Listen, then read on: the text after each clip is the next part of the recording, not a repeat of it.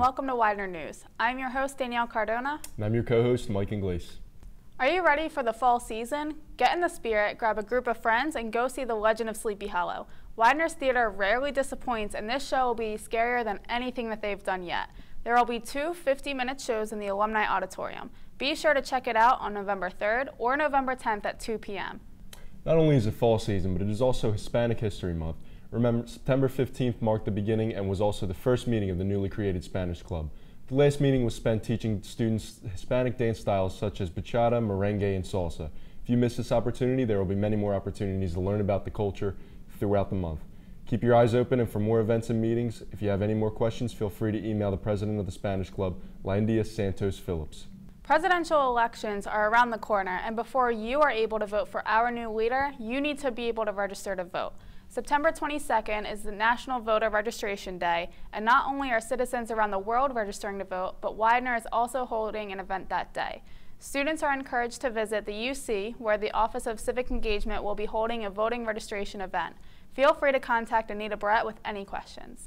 Speaking of voting, students last week were asking for signatures in order to be able to run for the Senate position in SGA. Soon enough, those who completed their requirements will be officially campaigning. The students elected will be inaugurated on Tuesday, September 29th in the Web Room. Enough about politics, let's talk about sports. Freshman Tiffany Bonner is in the process of creating Widener's first gymnastics club. The club's approval will be official in a week or so, as well as additional weeks to promote and recruit members. With that said, the club is searching for any students that may be interested. No experience is required, so definitely check it out and spread the word. That sounds like fun, but I was never much of a gymnast. Why don't we talk about Ultimate Frisbee? It appears approximately 40 freshmen have already taken charge and have coordinated large pickup games that use up a majority of the Memorial Field. These games typically take place around 7 or 8 p.m. on any given Thursday or Friday. Keep your eyes open and join the fun. It looks like the Widener community has been really active these last few weeks. Let's check in with Matt Nissenfeld and see how our Pride teams are doing.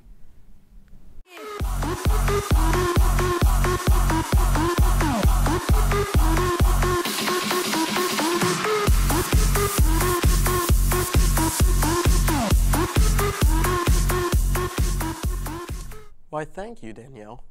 The Widener football team went back to their winning ways on September 12th as they beat King's College 43-20. Leading the way for the Pride was senior running back Robert Getz. Getz had 41 yards on the day, and not to mention a staggering 3 touchdowns. Besides Getz's stellar performance, Seth Klein also had a big day as he threw for 321 passing yards with 1 touchdown. Widener wasn't all offense, though, as linebacker Tyree Nobles Jr. had 8 tackles on the day. And how can we forget Widener TV's own Jamal Goodman, who got a 54-yard interception that set up a Getz touchdown. Widener will take on Albright on the 19th.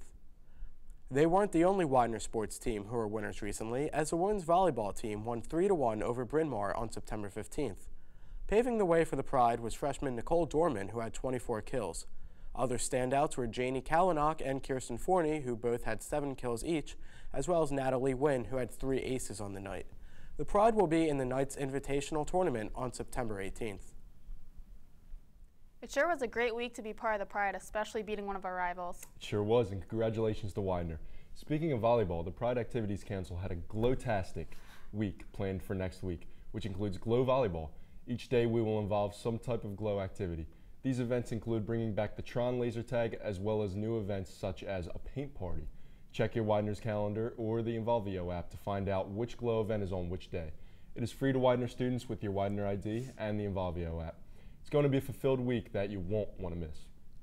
If it's physical activities like volleyball or dodgeball and it just isn't your thing, then maybe an intelligence activity is more up your alley.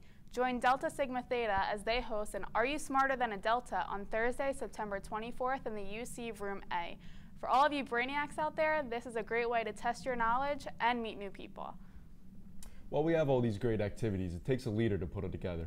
On September 19th, a select group of high school students were on campus for the Widener Leadership Competition. Let's take a closer look at what the leadership competition is all about.